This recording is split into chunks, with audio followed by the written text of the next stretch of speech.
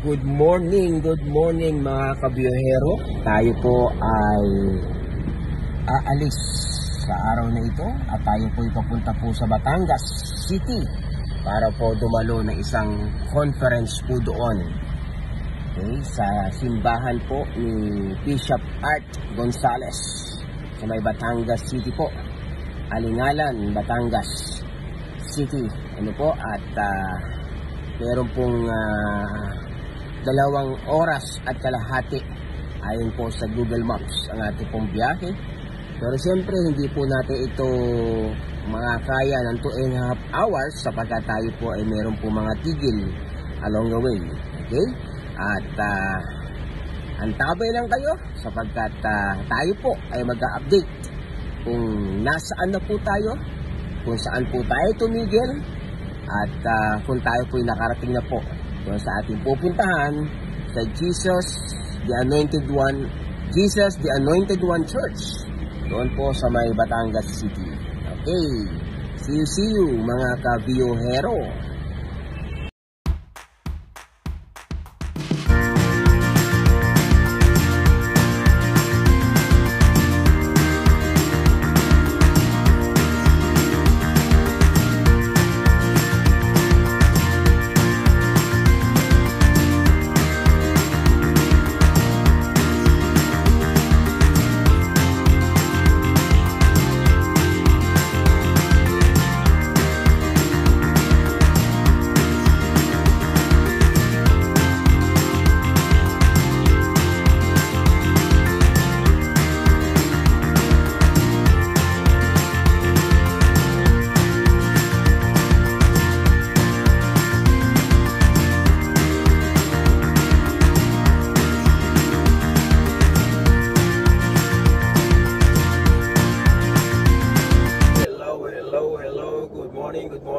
Good morning. Tayo po ay narito na sa Batangas City. Salamat sa Diyos at tayo po ay iningatan magbiyahe papunta po dito sa Batangas City para po dumalo sa isang pong conference at sa isang misyon na tagubilin sa atin ni mother-in-law. Siyempre, pag hindi ko ito nakita, hindi ako babalik at hindi ako makakauwi. Ang sinaing na isda mula dito sa Batangas City, yun po ang ating misyon. Kaya po, ako po ay inyong isama sa panalangin. Kung hindi po ako makakauwi ng bahay. Ito po ang inyong biyahero. At tayo po ay maglalakbay para po hanapin ang sinaing na isda. Yan. Sige po, hanggang sa aking susunod na pag-update sa ating biyahe.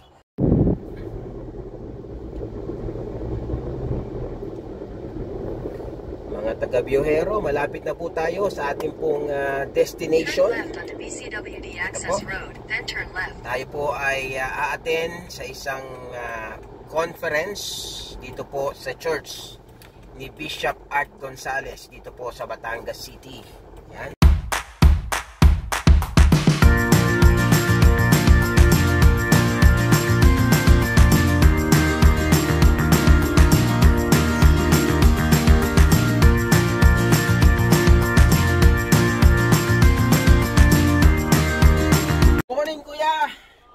Mapagpalang umaga sa'yo.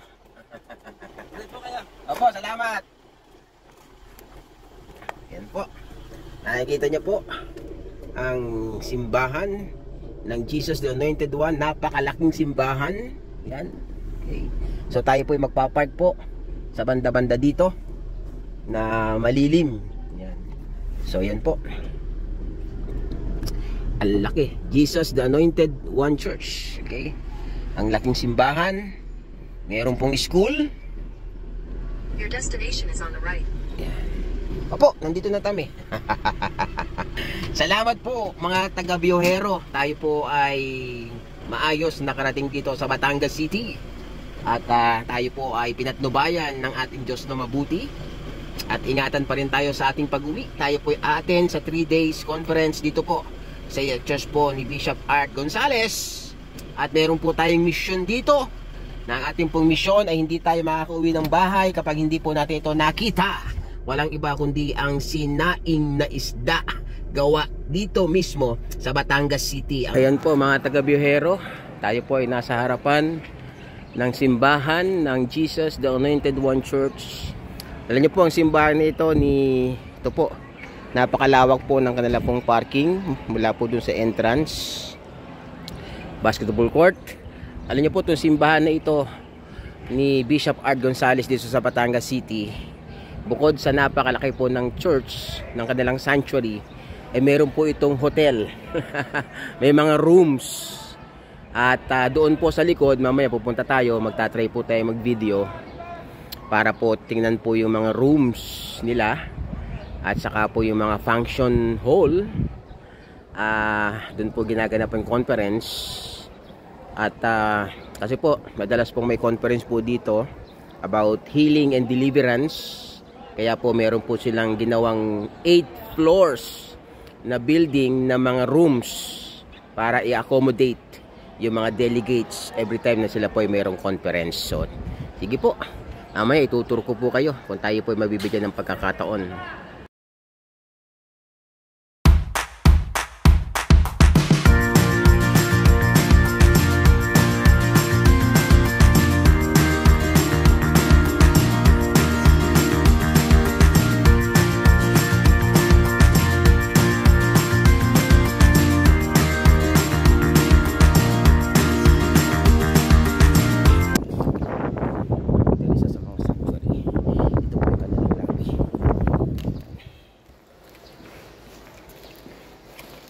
Morning po.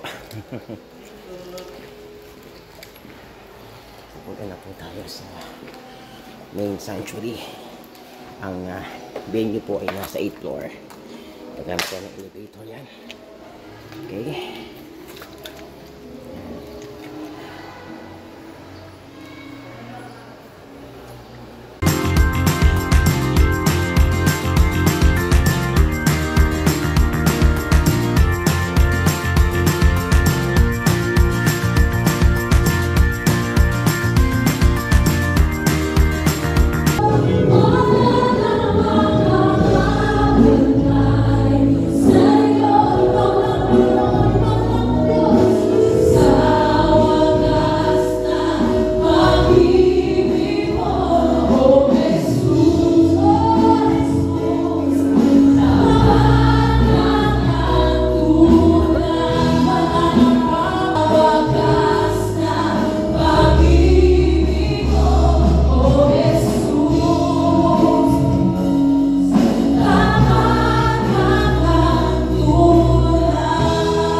Okay, mga kabiyahero, tayo po ay maghahanap ng sinaing na isda dito po sa Batangas City. Iyon po ang ating misyon sa oras na ito. Yan po mga kabiyahero, tayo po ay titingin dito po sa may Kapeng Barako. Nakalagay Kapeng Barako. Dito po daw mayroong bilihan ang sinaing sa isla. Ano po kuya? Kaya yan ang din.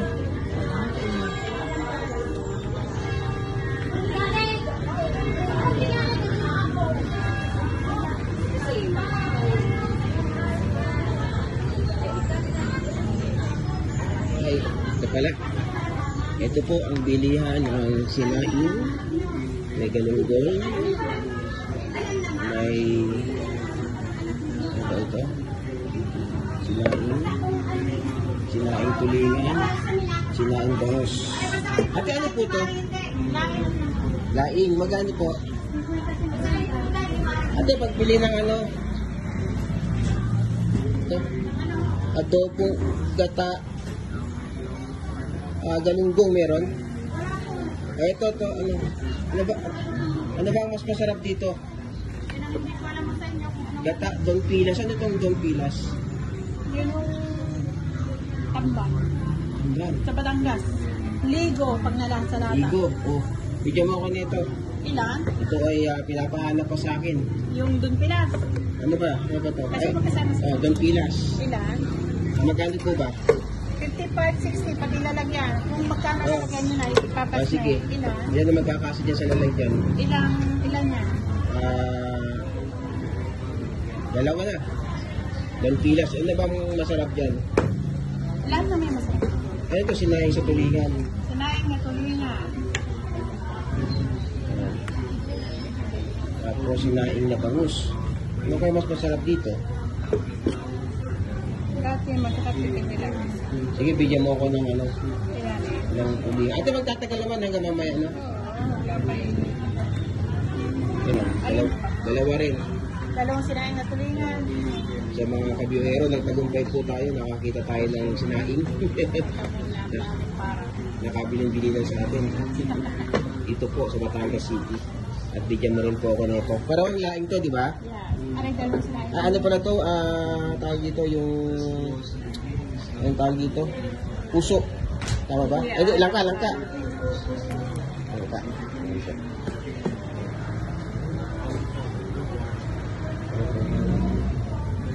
Meron pa po sila ditong banana chips.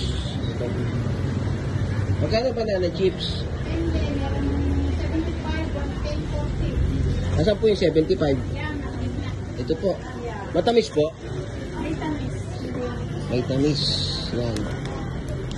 Banana chips. Pumili rin po tayo ng banana chips. Dito po sa Kapeng Barako. At ito rin po ang iba nilang mga gawa. Handmade.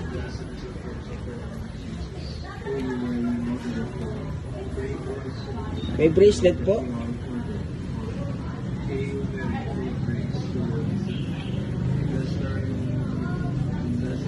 Rosary pala yung bracelet. No? Yung pong sinama na po yung ano, yung kasama niya.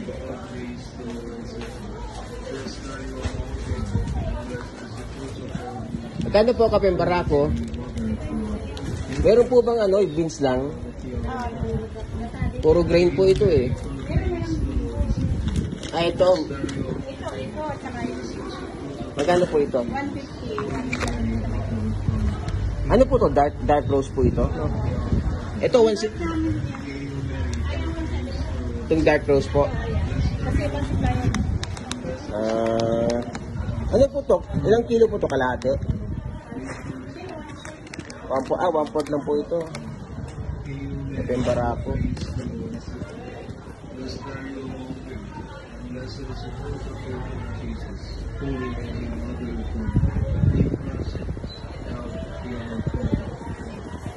Ito po ay tableya. Gawa kaya dito to?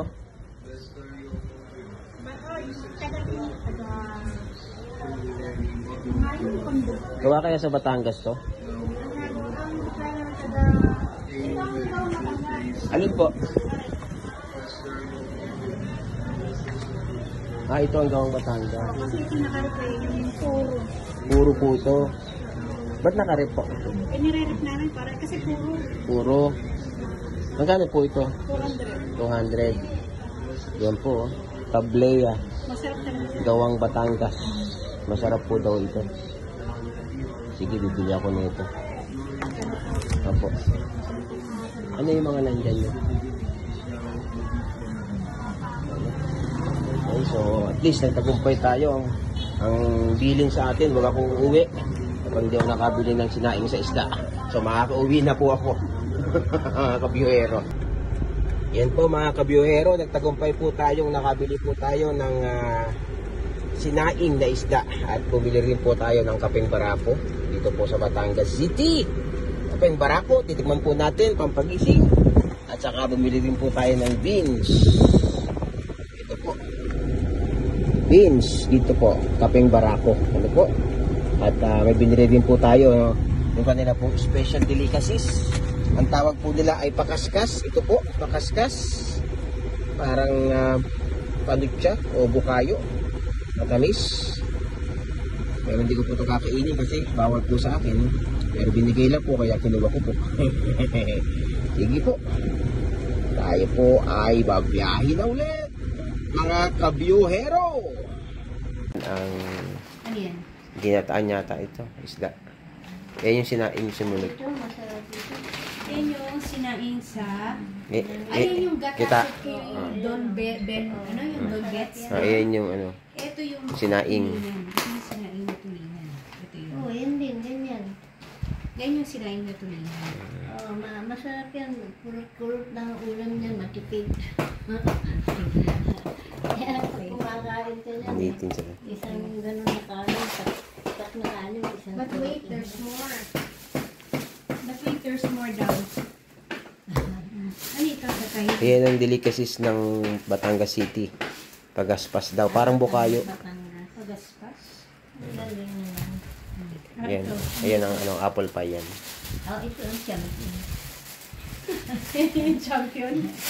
Apple pie. Yung bibing champion. Yan. Ay, ang ganda naman ng kanila. Ano? Buko tayo. Ano buko pa yun? Apple pie. Pie? Apple pie. Wow, sarap. Ano? Eh, ano, hindi na ako maghahapunan. Hindi.